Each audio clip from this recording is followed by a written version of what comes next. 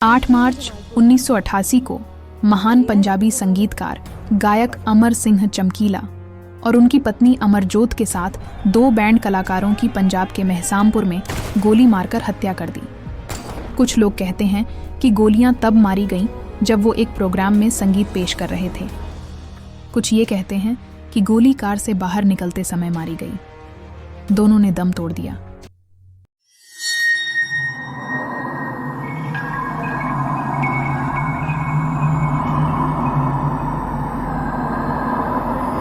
चमकीला को पंजाब के सबसे महान गीत और संगीतकार के तौर पर याद किया जाता है। वह पंजाब के लिए एक किंवदंती की तरह हो गए हैं। आज तक चमकीला की हत्या का रहस्य सुलझ नहीं पाया कि ये क्यों की गई। न तो उनकी हत्या के बाद कोई गिरफ्तारी हुई, न पुलिस को कुछ पता चल पाया, लेकिन इसे लेकर आज भी बहुत सी बातें की जाती हैं। हत्या के 36 सालों बाद भी चमकीला के गाने पंजाब में लोगों की जुबान पर रहते हैं। उन्हें याद किया जाता है। उन्होंने कई पंजाबी संगीतकारों को प्रभावित किया। जब चमकीला की हत्या की गई तब उनकी उम्र महज 27 वर्ष थी। उनके गीत, जो बेवफाई, पीडोफिलिया और मादक द्रव्यों के सेवन जैसे विषयों को कवर करते थे, जितने लोकप्रिय थे उतने ही विवादित भी। कुछ लोग कहते थे कि उनके गानों में अश्लीलता भी होती थी। हालांकि वो अपने गानों के जरिए यौन हिंसा, घरेलू हिंसा, विसंगियों पर प्रहार करते थे। गाने ऐसे झन्नाटेदार कि हर कोई उस पर झूमने लग जाए। उनका संगीत पंजाबी ग्रामीण जीवन से काफ़ी प्रभावित था, जहां वे बड़े हुए थे। उनके प्रशंसकों की बहुत तेज़ी से बढ़ोतरी हुई। इसने उनके कई समकालीन गायकों और पंजाबी संगीत इंडस्ट्री के लोगों को उनके प्रति नफरत से भर दिया। उन्हें मौत की धमकियां मिलने लगी थीं।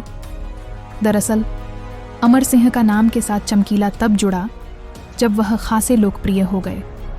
उन्हें पंजाब के सर्वश्रेष्ठ कलाकारों में एक माना जाता था। उनके गीत पंजाब और उसकी संस्कृति पर एक टिप्पणी थे। चमकीला पंजाब के लुधियाना ज़िले के दुगरी गांव में 21 जुलाई 1960 को पैदा हुए। उनके स्वरों में ओज होता था और गाने एकदम नए तरह के। उन्हें पंजाब के इतने ज़बरदस्त लाइव स्टेज कलाकारों में माना जाता था जिसकी बहुत डिमांड थी, जिसके लिए शो लगातार बुक होने लगे थे और ये लगातार बढ़ते जा रहे थे। उनके सबसे प्रसिद्ध हिट पहले ललकारे नाल और उनके भक्ति गीत बाबा तेरा ननकाना, तर गई रविदास दी पत्थरी और तलवार में कलगीधर दी थे। हालांकि उन्होंने इसे खुद कभी रिकॉर्ड नहीं किया। उन्होंने व्यापक रूप से लोकप्रिय झट्ट दी दुश्मनी लिखी, जिसे कई पंजाबी कलाकारों द्वारा रिकॉर्ड किया गया है। उन्हें प्रसिद्ध अपने पहले रिकॉर्ड किए गए गीत ताकुए ते ताकुआ से ही मिल गई। चमकीला चाहे वह बांसुरी बजा रहे हों या हारमोनियम, उनकी अंगुलियों से ऐसी धुनें निकलती थीं जो दर्शकों को मंत्रमुग्ध कर देती थीं। उनकी आवाज़ और संगीत में गजब की महारत ने उन्हें अलग खड़ा किया। हालांकि चमकीला के प्रदर्शनों की सूची में द्व्यर्थी गाने शामिल थे, लेकिन उनकी प्रतिभा इससे बहुत आगे थी, क्योंकि उन्होंने अपने गानों से जाहिर किया कि पंजाब और इसकी संस्कृति के बारे में उनमें गहरी समझ है। वैसे उनकी धार्मिक रचनाएं भी इतनी लोकप्रिय थीं कि उसे सुनकर आंसू निकलने लगते थे। वैसे मज़े की बात यह है कि माँ बाप ने उनका नाम अमर सिंह नहीं रखा था। रखा हुआ नाम तो धन्नी राम था। वह दलित सिख परिवार में पैदा हुए। एक गरीब घर में जन्मी चमकीला को शुरुआती कठिनाइयों का सामना करना पड़ा। बड़े परिवार का भरण पोषण करने के लिए उन्होंने मजदूर का काम भी किया, लेकिन संगीत का जुनून उनमें हमेशा से ही था। संगीत के प्रति स्वाभाविक रुचि के कारण उन्होंने हारमोनियम और ढोलकी बजाना सीखा। 1969 में चमकीला अपने सबसे अच्छे दोस्त कुलदीप पारस के साथ साइकिल पर पहुंचे। वहीं उन्हें गीतकार और संगीतकार सुरिंदर शिंदा ने सुना। तब चमकीला की उम्र 18 साल की थी। जब शिंदा ने उन्हें सुना तो झूम उठे। उन्होंने उनको शिष्य बनाया। वह गीत भी लिखने लगे। शिंदा की टीम में शामिल हो गए। धनी राम के जीवन में एक महत्वपूर्ण क्षण तब आया जब शिंदा 1980 के दशक की शुरुआत में कनाडा में एकल गायन दौरे पर निकले। उनके द्वारा लिखे गए और शिंदा की युगल जोड़ीदार सोनिया के साथ रिकॉर्ड किए गए 4 गानों ने उन्हें स्टार बना दिया। धनी राम का पुनर्जन्म चमकीला के रूप में हुआ। चमकीला और सोनिया की अनूठी शैली ने दर्शकों के दिलों पर कब्जा कर लिया। शादियों और अन्य कार्यक्रमों में उन्हें बुलाने की मांग बढ़ने लगी। हालांकि इस संयुक्त सफलता के बावजूद चमकीला को हर गाने के केवल 200 रुपये मिले, जबकि सोनिया ने 600 रुपये कमाए।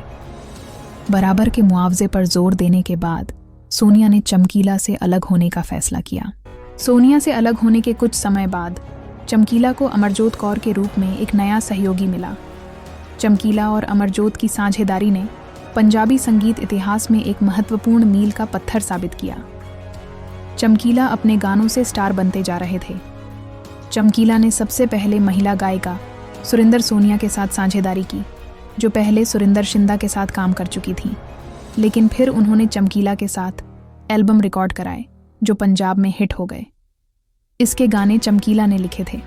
बाद में उन्होंने अपना खुद का ग्रुप बना लिया, क्योंकि उन्हें लगा कि उन्हें इस एल्बम में काफ़ी कम पैसा दिया गया। तब चमकीला ने नूरी के साथ जोड़ी बनाई। चमकीला ने अपने गीत खुद लिखे, जिनमें से अधिकांश बचकाने और विचारोत्तेजक थे। इस जोड़े की अपील न केवल पंजाब में बढ़ी, बल्कि वे विदेशों में पंजाबियों के बीच तेज़ी से लोकप्रिय होकर वह अंतर्राष्ट्रीय स्टारडम की दौड़ में शामिल हो गए। इस समय ये कहा जाता था कि चमकीला अपने समकालीन गायकों की तुलना ज़्यादा कमाते हैं और उनकी ज़बरदस्त बुकिंग होती है। चमकीला के करीबी दोस्त और गीतकार स्वर्ण सिविया ने पिछले दिनों एक इंटरव्यू में कहा, वह मानसून के दौरान अपने गाने रिकॉर्ड करना पसंद करते थे।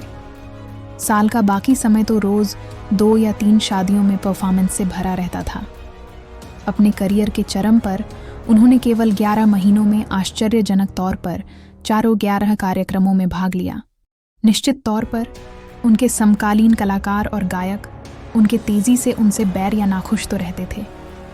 उनकी अपार लोकप्रियता उन्हीं पर भारी पड़ गई, इस हद तक कि लोग केवल चमकीला के प्रदर्शन की ही मांग करने लगे थे।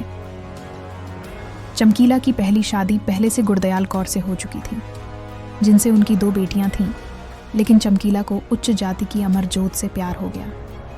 जब दोनों ने शादी की तो बहुत नाराज़गी हुई। उनके 2 बेटे हुए। एक गायक के रूप में उनका 8 साल का करियर पंजाब के इतिहास में सबसे उथल पुथल भरे समय में से एक के साथ मेल खाता है। सिख आतंकवादियों और पंजाब पुलिस के बीच सशस्त्र संघर्ष। चमकीला को उनके विवादास्पद गानों के कारण सिख उग्रवादियों से धमकियां मिलने लगीं, जिससे उन अशांत समय में उनके सामने चुनौतियां और बढ़ गईं और चमकीला को 3 अलग अलग खालिस्तानी आतंकवादी संगठनों ने निशाना बनाया था। तब उन्होंने उनके साथ समझौता किया। तब चमकीला ने अपने गाने के लिए माफ़ी मांगी। मामला सुलझ गया। फिर उन्होंने सिख इतिहास पर कुछ सदाबहार गाने गाए, जिनमें साथों बाबा खोल आया तेरा ननकाना भी शामिल है।